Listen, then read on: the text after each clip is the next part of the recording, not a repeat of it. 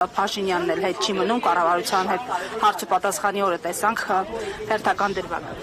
Դրսևորումներ չեն լկտիություն, անպատկառություն, խուլիգանություն, այն բոլոր հատկանիշներով, որ եկել են իշխանությունը զավթել են, այդ ամեն ինչները իրենք շարունակում են։ Նորություն չի այն ինչ որ այսօր է տեղի ունեցել ազգային ժողովում։ Ես ուզում եմ հիշեցնել, որ 2021 թվականի առաջին օրերից էս պարլամենտի գումարման, երբ Դավաճան Նիկոլը կարողացավ կեղծել ընտրությունները եւ ապահովել իր վերարտադրությունը, կեղծված անհանդուր ժողովրդականության մթնոլորտում անցկացված մի իրադարձություն, որ ինքը անվանում է ընտրություն, առաջին իսկ օրվանից այս ոտնձգությունները ազգային ժողովի ընդդիմադիր падգամավորների նկատմամբ կային։ Ինձ համար գոնե թե ակնհայտ է, որ այս իրավիճակը տևելու է այնքան ժամանակ, քանի դեռ ընդդիմադիր падգամավորները, մարդիկ ովքեր համարում են, որ Նիկոլը Դավաճանը եւ եկել են այդտեղ Դավաճան Նիկոլին հեռացնելու, այլ ոչ թե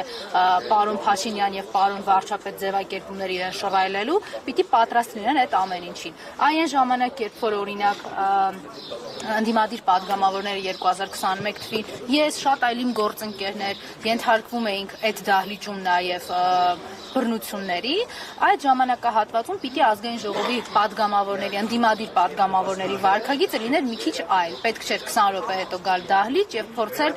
ՔՊ-ականների հետ աշխատանք ցույց տալ։ Այ միգուցե մենք այլ ընտրանքային գոնե տեսական հնարավորություն կունենայինք այսօր չունենալու այս խուլիգանական դրսևորումը։ Ես համարում եմ, որ այս ամեն ինչի մեջ մեր մեղքի բաժինն այն է, որ մենք 2021 թվականից եւ որոշ ընդդիմադիր падգամավորներ ամբողջությամբ չեն գիտակցել այն ծանրությունը եւ այն դահլիճի իրավիճակը, որ գոյություն ունի ՔՊ-ականների արկայության դեպքում։ Սիմոնյանը այնտեղ ազգային ժողովի նախագահ չէ,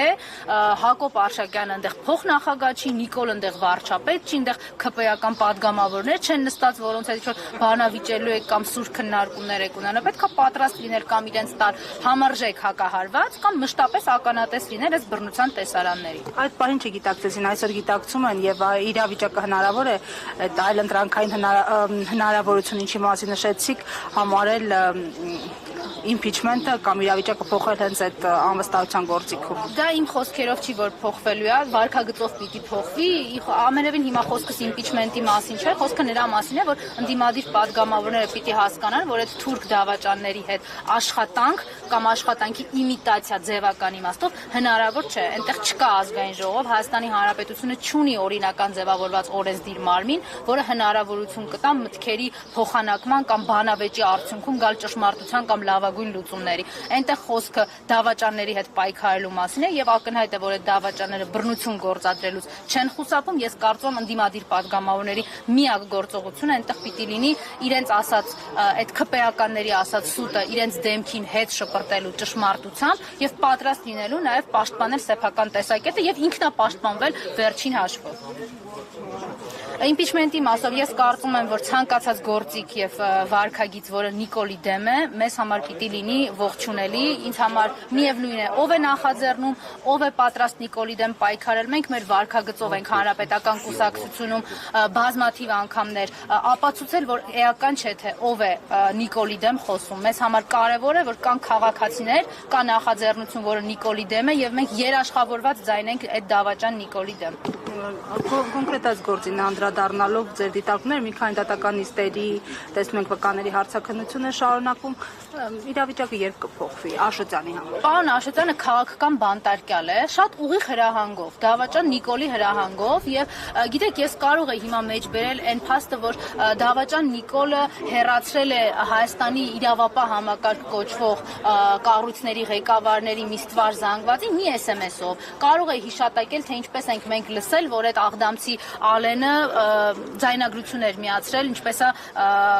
Դավաճան Նիկոլը հետաքրքրվում այս կամ այն քրեական գործից։ Կարող է, բայց ես մի ավելի թարմ օրինակ կբերեմ, որը Հայաստանի քաղաքացիները հնարավորություն ունեն նաև ստուգելու եւ դրանում հավաստիանալու նաև լրատվականների տված տեղեկություններից։ Ուրեմն 2 շաբաթ է արդեն ազգային ժողովում իբր քննարկվում են հաղորդումները տարբեր իրավապահ մարմինների, հակակոռուպցիոն կոմիտե, քննչական կոմիտե, դատախազություն, ճուր գալիս են բաներ են ուզում խոսել։ Ես ես խնդրում եմ ուշադրություն դարձնել ոչ թե հորինած տեքստերի կամ անգիր արած տեքստերի վրա, որոնք հնչում են ազգային ժողովի ամբիոնից, այլ այն վարքագծին, որ իրենք դրսևորում են ազգային ժողովի դահլիճում։ Չկա Կա գետ 1 ԿՊ պատգամավոր, որ չի մոտենում քննչական կոմիտեի նախագահը ինչ որ բան է նա գրում, այսինքն ինչ որ խնդրանք են անում, միջամտություն են իրականացնում։ Նույն բանը հակակոռուպցիոն կոմիտեի հետ, նույն բանը դատախազության հետ։ Էլ ինչ իրավական, օրինական process-ների օբյեկտիվության կամ բազմակողմանիության մասին է խոսքը։ ԿՊ ուսապարկը մոտենում բան է ասում, դատախազը ինչ որ բան է գրում, քննչականի պետ ինչ որ բան է գրում։ Բա ոնց սրանց չասես, որ այս Նիկոլա Ստրուկ համակարգը ամբողջությամբ խեղել է Հայաստանի իրավապահ համակարգը։ Չկա Հայաստանում իրավապահ համակարգ եւ միայն պետությունը վերականգնելուց հետո է պարոն Աշոտյանի եւ բազմաթիվ այլ տասնյակից ավել, մի քանի տասնյակից ավել քաղաքական բանտարկյալները հասնելու են Գիտեք, արդարությունն էլ ասել մի քիչ այդտեղ դժվար է, որտեղ այդ մարդկանց կյանքը խեղվել է ավելի քան 7 տարի։ Գոնե հասնելու փոխհատուցմանը իրավական եւ օրինական մեխանիզմներով։ Շնորհակալ եմ։